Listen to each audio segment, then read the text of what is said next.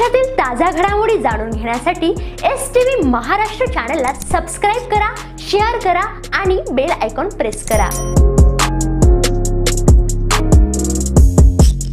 आम्हाला आमचे हक्क मिळाले पाहिजे। आम्हाला आमचे हक्क मिळाले पाहिजे। दयाने ग्रामपंचायत मध्ये हरणमाळचा प्रवेश झालाच पाहिजे। हरणमाळ गाव शासन दरबारी हरवले, ग्रामस्थ विकास वंचित। धुळे तालुक्यातील हरणमाळ हे गाव गेल्या 7 वर्षापासून शासन दरबारी हरवले असून ग्रामस्थ विकास कामांपासून वंचित आहेत। सन 2018 पर्यंत हरणमाळ हे मोराणे ग्रामपंचायतीत समाविष्ट होते, परंतु धुळे शहर हद्दवाढीनंतर हा भाग विभक्त झाला।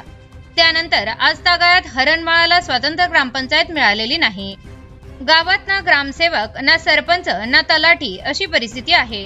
शासकीय योजनांचा लाभ मिळत नाही। जन्म मृत्यू दाखले, रहिवासी दाखले, 7/12 उतारा आदी मुबलक कागदपत्र उपलब्ध होत नाहीत। पिण्याचे शुद्ध पाणी, रस्ते, सार्वजनिक शौचालय, मुतारी, पाण्याच्या टाक्या यांचा पूर्ण अभाव आहे। शिक्षणासाठी 4थी पर्यंत शाळा असून पुढील शिक्षणाकरता विद्यार्थ्यांना गावाबाहेर जावे लागते। या समस्या मांडण्यासाठी सामाजिक कार्यकर्ते निलेश ढालवाले यांच्यासह ग्रामस्थांनी अनेकदा अधिकाऱ्यांना निवेदन दिले, मात्र तोकडी दखल घेण्यात आली। अधिकारी एकमेकांकडे जबाबदारी ढकलत असल्याचा आरोप ग्रामस्थांनी केला आहे। गाव प्रशासनाच्या अभावामुळे हरणमाळचे नागरिक हतबल झाले आहेत। समस्या सोडविण्यात शासनाने गंभीरता दाखवली नाही तर आत्मदहनासारखे टोकाचे पाऊल उचलण्याचा इशारा ग्रामस्थांनी दिला आहे।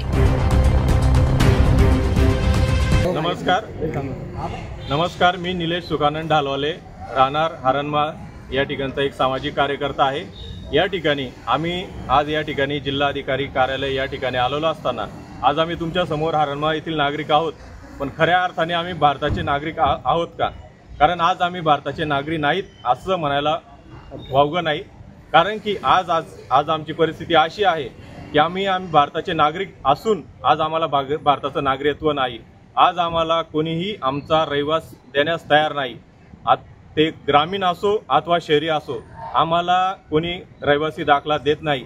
कारण की सन 2018ला ज्यावेळेस महापालिकेची हद्दवाढ झाली, त्यावेळेस महापालिकेची हद्दवाढ झालेली असताना आमचं हरणमाळ हे गाव ग्रुप ग्रामपंचायत मोराणेला अटॅच होतं, परंतु 2018ला हद्दवाढ झाल्यामुळे मोराणे प्रल ग्रामपंचायत ही धुळे नगरपालिकेमध्ये समाविष्ट झाली आणि हरणमाळ हे कुठंच राहिलेलं नाही। तर त्यानंतर 2018 पासून 2025 या 7 वर्षामध्ये हरणमाळ या गावाला ना रहिवासी आहे। त्या ठिकाणी मोठ्या प्रमाणावर खूप मोठ्या समस्या आहे। आज जसं की मी तुम्हाला म्हटलं की जसं की आज आम्ही भारताचे नागरिक आहोत, पण आम्हाला नागरिकत्व नाही, आज आम्हाला रहिवासी पुरावा नाही। तसेच आमच्या गावातील ज्या महिला आहेत त्या महिला विधवा होत आहेत, पण त्या शासकीय दृष्टिकोनातून ऑथराईज विधवा नाहीत, कारण त्यांच्याकडे त्यांच्या पतीचे मृत्यू दाखले नाही। अनेक अशा अगणित अशा समस्या आमच्या गावामध्ये आहे। आमच्या गावामध्ये ऑथराईज कुठं ग्रामपंचायत नाही, दुसरी गोष्ट सरपंच नाही, त्याच्यानंतर कोणी ग्रामसेवक नाही, तलाठी नाही, कोतवाल नाही, रहिवासी दाखले नाही, शालेय कुठले डॉक्युमेंट आम्हाला भेटत नाही। अशा भीषण अशा मोठ्या प्रमाणावर समस्या आमच्या गावात होते। ना पिण्यासाठी व्यवस्थित पाणी नाही, ना पाण्यामध्ये टाकायला टिसेल नाही, अनेक अशा समस्या आहेत।